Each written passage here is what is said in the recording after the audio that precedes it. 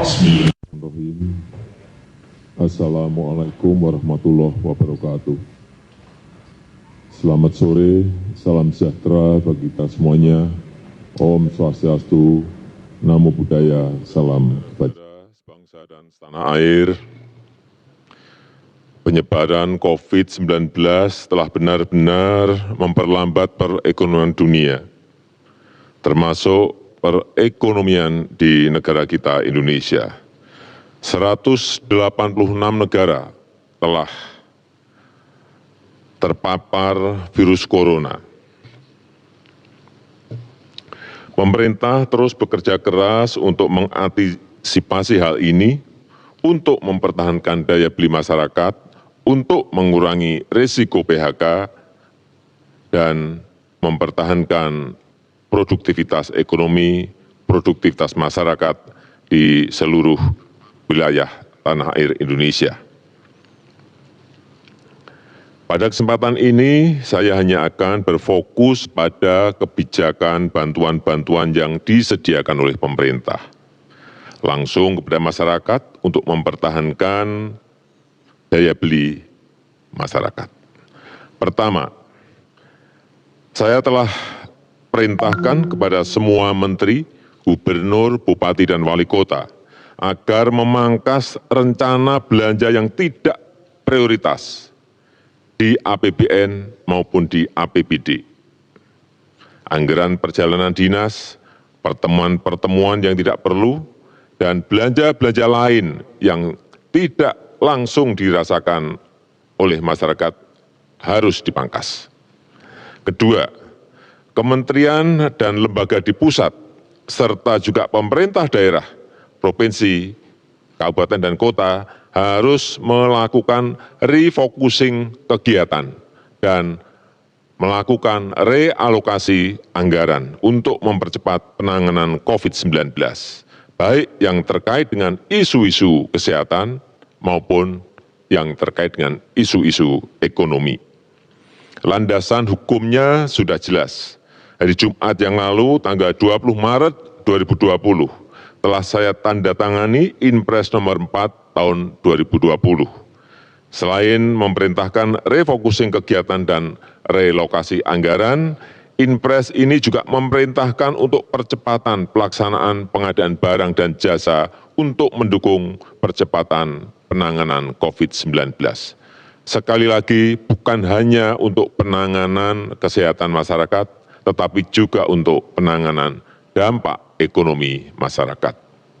Yang ketiga, saya minta kepada kementerian dan lembaga dan juga pemerintah daerah, provinsi, kabupaten, dan kota, agar selain menangani isu kesehatan masyarakat, kita juga harus menjamin ketersediaan bahan pokok dan mempertahankan daya beli masyarakat, utamanya masyarakat lapisan bawah.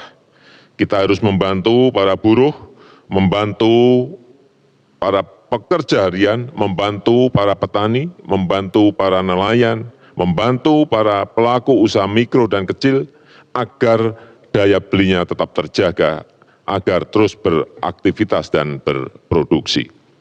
Keempat, saya telah perintahkan agar program padat karya tunai, sekali lagi program padat karya tunai harus diperbanyak, harus dilipat gandakan dengan tetap mengikuti protokol kesehatan untuk pencegahan dan penularan COVID-19, yaitu dalam bekerja harus menjaga jarak yang aman. Program padat karya tunai di beberapa kementerian seperti Kementerian PUPR, Kementerian Perhubungan, Kementerian Pertanian, Kementerian KKP harus segera dieksekusi. Dana desa dan program-program pemerintah daerah, provinsi, kabupaten, dan kota juga harus mengutamakan cara-cara padat karya. Ini akan membantu masyarakat, membantu para petani, para buruh tani, para nelayan di pedesaan di seluruh tanah air. Sekali lagi, dengan tetap mengikuti protokol kesehatan, yaitu dalam bekerja harus menjaga jarak yang aman. Kelima, kepada penerima kartu sembako, pemerintah memberikan tambahan sebesar 50.000 per keluarga penerima, sehingga menjadi 200.000 per keluarga penerima yang akan diberikan selama 6 bulan.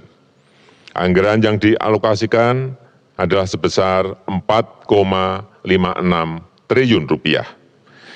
Yang keenam, kepada calon penerima kartu prakerja, pemerintah akan mempercepat implementasi kartu prakerja, sekaligus untuk mengantisipasi para pekerja yang terkena PHK, para pekerja harian yang kehilangan penghasilan, para pengusaha mikro yang kehilangan pasar dan omset, agar dapat meningkatkan kompetensi dan kualitas SDM-nya.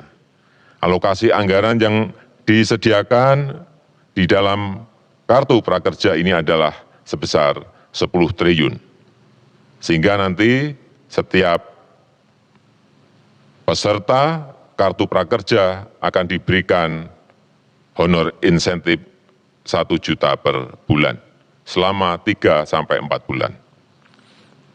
Yang ketujuh, untuk membantu daya beli pekerja di sektor industri pengolahan, pemerintah akan membayar PPh pasal 21 yang selama ini dibayar sendiri oleh para pekerja, dalam rangka memberikan tambahan penghasilan kepada pekerja di industri pengolahan.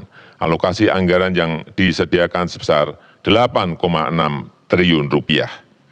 Kedelapan, kepada para pelaku UMKM,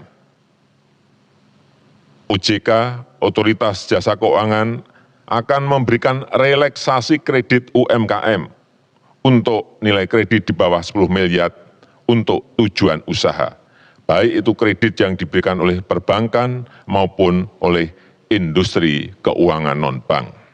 Asalkan digunakan untuk usaha, akan diberikan penurunan bunga dan penundaan cicilan sampai 1 tahun. Oleh karena itu, kepada tukang ojek, kepada supir taksi yang sedang kredit kendaraan bermotor dan kredit mobil, nelayan yang sedang kredit perahu tidak perlu khawatir, pembayaran bunga dan angsuran diberikan kelonggaran 1 tahun. Dan pihak perbankan maupun industri keuangan non-bank dilarang mengejar-ngejar angsuran, apalagi menggunakan jasa penagihan atau debt collector. Itu dilarang, dan saya minta kepolisian mencatat hal ini. Kesembilan, kepada masyarakat berpenghasilan rendah yang sedang melakukan kredit kepemilikan rumah bersubsidi, pemerintah juga memberikan 2 stimulus, yaitu pemerintah memberikan subsidi selisih bunga selama 10 tahun. Jika bunga di atas 5%, maka selisih besaran bunganya akan dibayar pemerintah. Pemerintah juga memberikan subsidi bantuan uang muka bagi yang akan mengambil kredit rumah bersubsidi. Anggaran yang disiapkan 1,5 triliun rupiah. Saya mengajak seluruh jajaran pemerintah, baik di pusat maupun di daerah, sampai ke level kelurahan dan desa, untuk selalu tanggap terhadap situasi kesehatan dan kondisi ekonomi masyarakat. Kita harus kerja keras, kita harus bersatu dan bergotong royong menghadapi tantangan ini. Terakhir, saya juga mengapresiasi gerakan masyarakat yang telah turut mensosialisasikan, memasyarakatkan physical distancing atau jaga jarak aman, yang terus mengingatkan kita semuanya untuk berdisiplin.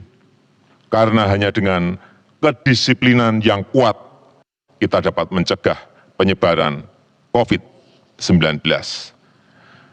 Percayalah, kita bangsa besar, kita bangsa petarung, bangsa berjuang.